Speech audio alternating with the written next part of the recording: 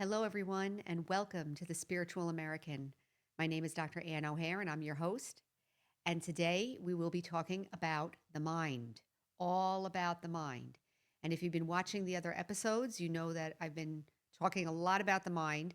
And today we're going to talk about it a little bit more. But before we get started, please consider like, sharing, and subscribing. As you know, that helps YouTube to share this content with more and more people. And please consider sharing with your friends and family as well.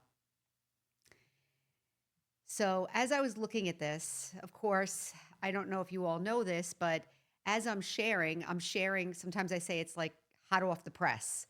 So, whatever I'm working on or whatever the realizations that are coming through, I'm sharing them. So, I'm really sharing from my own perspective. However, I'm also sharing within the context of spiritual knowledge, the soul, karma, things like that. So, today I want to talk about the mind a little bit more in the context of spiritual knowledge. And the first thing, I guess, the context that I'd like to use, or the framework for today's talk, is going to be anatomy and physiology. So, if any of you are in healthcare, I'm in healthcare. You take anatomy and you take physiology. So, what's the difference? Anatomy is the nuts and bolts. What is it made of? What am I looking at? Anatomy would be like, let's say, the anatomy of the eyeball. Then the anatomy of the eyeball would be the pupil and the iris and the retina and whatever else, the parts. So you're looking at the parts. That's the anatomy. What it is, where it is in relation, how to find it, what to call the parts, and things like that. Physiology basically is, how does it work? And how does it work individually, and how does it work in relation to the whole? So today we're going to talk about anatomy and physiology of the mind. So first of all, where is the mind? Is the mind here? Is the mind in my body? Is the mind in my brain? Sometimes science will tell us that the mind and the brain are the same thing. But I'm going to say, for the sake of this conversation, that they're not the same thing, that the mind is invisible. It's an invisible field of experience that we have. But where's the anatomy? So if I have to say what it is and where it is, I'm going to say it this way. I'm the soul, so I'm the living being. I am the living consciousness. So I'm energy. I'm the energy. And then there's the mind. The mind is also kind of an energy field, but the mind can have thoughts in it. So it can have language, it can have pictures, it can have memories. So it's kind of like a field of experience, I want to say like a 3D, but it's not 3D because it's not physical, but it's experiential. So the mind is a field of experience and you can't see it. So it's invisible. So we have the soul, the being, the self, you have the mind, and then you have the world. So there's three levels. There's soul, mind, and then world, physical world. How does the soul relate to the physical world? Well, right here, we have a body, okay? And specifically, we have senses. We have the five senses, right? Sight, hearing, smell, taste, and touch. So the physical body is my access point to the physical world. So why am I going over this? Because it's important to understand, once we get to how the mind works, it's important to understand what the mind is. So we have our physical senses, we have the body, and the body is in time like matter. It comes and goes and changes like matter. It lives and dies like goes through cycles of different things and regenerations, and actually breathes, like the body breathes in and out. So there's like a constant in and out, constant movement and exchange going on between the physical world, and the body is constantly in communication and moving with the physical world. So where does the mind come in here? I, the soul, am the still being. As a soul, I don't have a body. I'm not in time. I don't have to think in order to be, right? So I'm being. I don't have to think. I'm still here. So if we look at the mind and what's going on in the mind, we see that it's actually different than the physical world and it's different than the self. So that's the first distinction I'm going to bring forth. By the way, all these episodes, I mean, you can listen to them once, but you can sit and listen to them a bunch of times if you want, if you're interested, to get a little bit of an understanding or a kind of a grasp on what I'm talking about here. These distinctions that I'm making right now are very powerful because a lot of the problems and the sorrow that we experience in our life is because we get these things mixed up. The self, the mind, and the body/world get mixed up. And because they get mixed up, there's a lot of sorrow. So I, the self, am the being, and I experience life or experience myself, my activities, my relationships in my mind.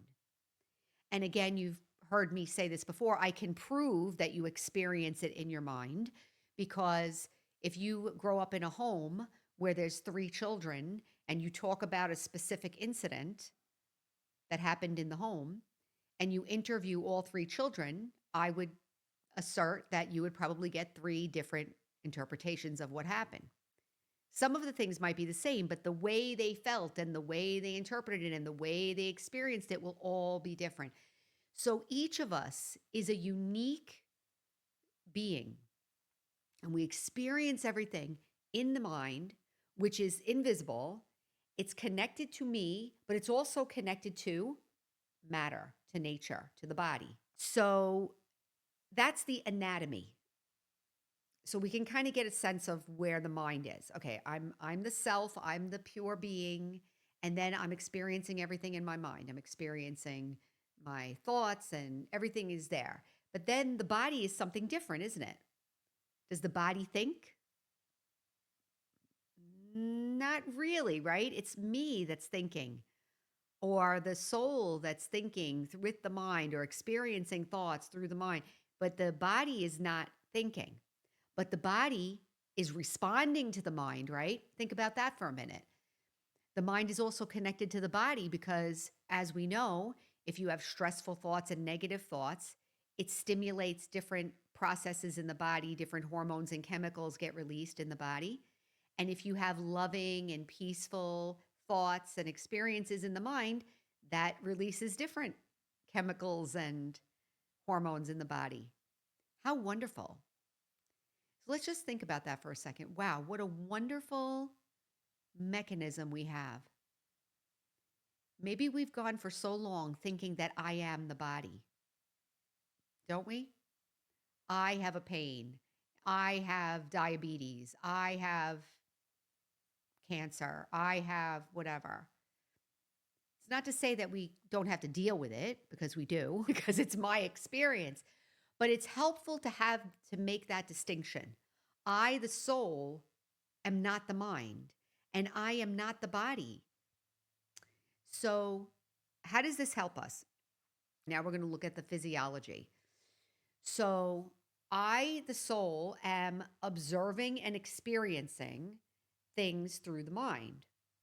Now, many of you out there may be saying, okay, well, my mind goes crazy and my mind has negative thoughts and I can't calm my mind down and I can't meditate and I don't even understand it and it's not working for me. Anyway, that's how I was.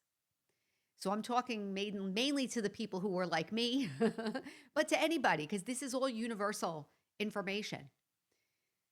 So if my mind is full of all this stuff, one of the first things I can do is to realize that I'm not it. I'm not what's going on in my mind. And I can be peaceful and observe what's going on in the mind. You'll hear me talk to people talk about meditation and saying that to have the expectation that your mind will become completely positive and calm overnight I'm going to say is not a realistic expectation. It certainly wasn't for me. So, what is the physiology that I need to understand about this? The mind is creating memories with emotions. And so, think about it. If I have a very negative experience or a painful experience in childhood, let's say, and that scene that happened is like burned into my mind and burned into my memory. And those feelings that I had are in my mind, but they're affecting me even today. So the mind, whatever is in my mind, is affecting me and also affecting my body because the mind is connected to both the mind, the self, and the body. So, what we want to do is because the mind records everything, has different levels of recording. Maybe it's thoughts, it could be memories of pictures, it could also be very painful or very strong feelings that could actually into the body, right? Like how many of you have anxiety? I'm going to say anxiety is recorded stuff that's in your mind that's flowing over into your body. Can I say whenever it feels like it? But who knows what triggers it? There's a lot of triggers, and anxiety is a whole nother discussion. But anxiety is an example of how what's packed into my mind flows over into my body. So anything that's in my mind is going to be affecting me because I'm experiencing it, me, the soul, I'm experiencing it, and also affecting the body. That's a pretty big deal. The mind is very important. And I wrote here the mind can be our friend or the mind can be our enemy. And the mind, it doesn't mean to be, it's just the way it works. So it's kind of like, let's say you have a refrigerator full of food and the power goes out and the food goes bad in the refrigerator. It's like, do you get mad at the food for going bad? No, it's following a law. Think about that for a second. It's following a law. So what is it following? It's following a law that if you leave something there, anything, food or anything, eventually it's going to break down and go back to the earth. That's a natural thing that we understand. So let's try to understand how the mind works a little bit. The mind is there to record, to give experiences, to also hold on to feelings and things like that. It also flows over into our body. And it also gives me, the soul, the experience of those things. That's the law. That's what it does. So it's doing that, whether it's positive or negative, whether it's spiritual or worldly, whether it's greedy and painful and addicted and miserable or peaceful, happy, or maybe somewhere in between, maybe trying to be authentic, trying to be honest, trying to get better. Okay.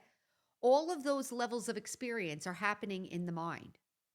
So, where does spirituality come in here? Spirituality, it's very simple. First of all, I'm making the distinction between soul, body, and mind. I'm making it very clear, soul, mind, and body, making it very clear what they are, even if it's only intellectual at first, because like I said, we have it all mixed up. Everything's mixed up. So the first thing I do in meditation is I sit and I tell myself who I am. I must reestablish the self. The identity needs to be taken out of the body, out of the mind, and into the self, into the soul, the actual spiritual being. So I am a soul, I am spiritual, I am a spiritual being, I am unlimited consciousness, and my nature is peace. Sometimes we say a point, like I'm a point. That point that's it, done, period. I am a spiritual being. I am living consciousness, and my nature is peace. That's it. The mind is here to help me experience things, and the body is here to help me navigate myself through time and space. So that's the first distinction we have to make. Second thing we have to do in spirituality is keep building up this spiritual identity while dealing with the mind. And that's where people quit. And I'm going to leave it here because I could talk about this for like 2 hours, but this is where people quit because they say, oh, yeah, I'm a soul. That sounds good, whatever. But as soon as they sit down to try to meditate, they have to face their mind. I said in a class the other day that human beings who take responsibility for their mind are heroes. Think about it for a minute. If I'm blaming everybody else and I'm gossiping and I'm acting out and whatever and I'm miserable, and then if I talk about how miserable I am and I say, well, I want to get better, and then I keep blaming everybody else, how can I get better? In my experience, Raj Yoga meditation and this spiritual knowledge that I'm sharing right now is the way to start getting better because I'm dealing with the facts, the law, the facts of the situation and the law of the situation. So I'm establishing my identity and then I have to start facing the mind. And this is what I want to say to all of you out there. Meditation is the first step and the access and the practice that we need to do to get back in touch with the truth of ourselves. But we have to be courageous and face the mind. Some things in the mind will be easy to overcome. Maybe some people, and everybody's different, right? Everybody's unique. Everybody has a menu of things in their mind that they have to deal with. Some people are going to have an easier time in one area. Some people are going to have an easier time in another area. But I'm going to add 2 more things and then I'll stop here. The worst poison in our mind, I'm going to say, is self-criticism. Self-hatred, self-criticism, feeling disheartened, and things like that. That is the worst poison in the mind. And I feel like one of the things that we can do right away is to make a decision that we're not going to believe that anymore or tolerate that anymore and work to dissolve that because I am honestly trying to get better and I am a good person and I am going to try to get better. So why should I let somebody sit there and abuse me, even if it's in my own mind? The second thing is observation, merciful self-observation. It's really mind observation in this context, but merciful mind observation and self, like your behavior. Start observing yourself. Try to just look because, like I said, we have to start looking at the mind, observing the mind, because then I'm starting to see, oh, I'm not the mind. I'm actually looking at the mind. You see how that creates a little bit of a separation? That little bit of separation is the hope of getting better. That's where the hope to get better lies. So I'm sitting in meditation. I'm telling myself that I'm a peaceful soul, that I'm the soul, and this is my mind, and I'm watching the mind. And I'm going to say, if you sat down for 15 minutes, watching a commentary or something, in the description below, there's Release Your Wings meditations you can start with. Sit there and put it on and watch your mind go crazy. Just watch it. Yep, there it is going there. There it is going there. I see you. I see you thinking about the laundry. I see you. Oh, I see you too. I see you now telling me I'm no good and telling me because I can't stay peaceful that I'm not being successful. Dr. Ann told me you were going to be there. Okay, I see you. Back to the peace. You all can do this. What this is doing is it's awakening my awareness of the self. That's what's making us sad. Not the self is making me sad. The fact that I'm not in touch with it is making me sad because I think I'm the mind and I think I'm the body and I think I'm the mind and I think I'm the body and I think I'm the mind and I think I'm the body. And either way, there's sorrow there. Number one, because it's not the truth. And number two, because I have no power. Mind is going this way. Mind is going that way. Back. I mean, I'm sure you can all relate to this, right?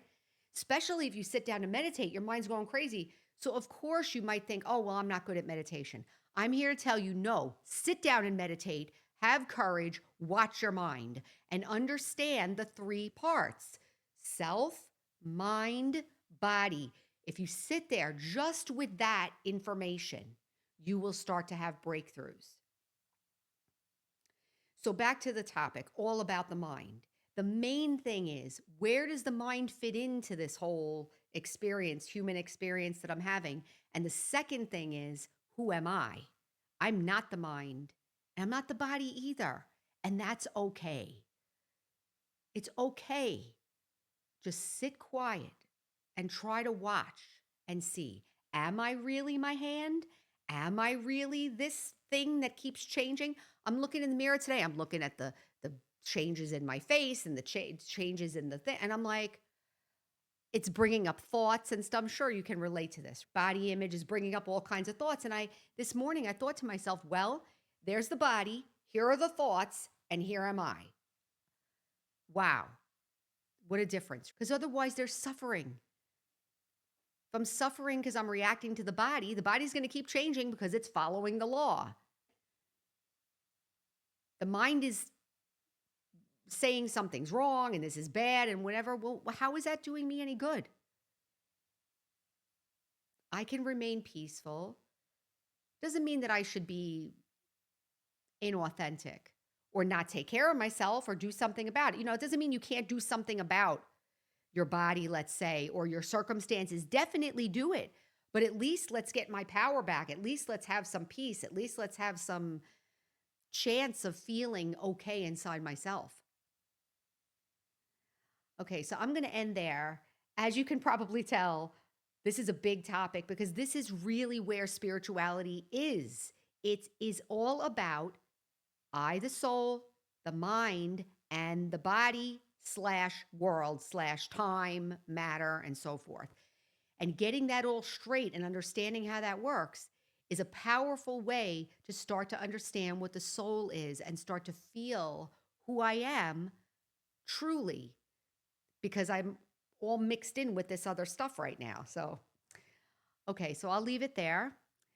And I really invite you to take a look at the links down below and start to practice meditation, daily practice, have courage, face your mind, get a little bit of space there, and you'll see that you will see differences in a very short period of time. So I'll leave it there. Remember, our slogan is heal, empower, and serve. And until next time, take care.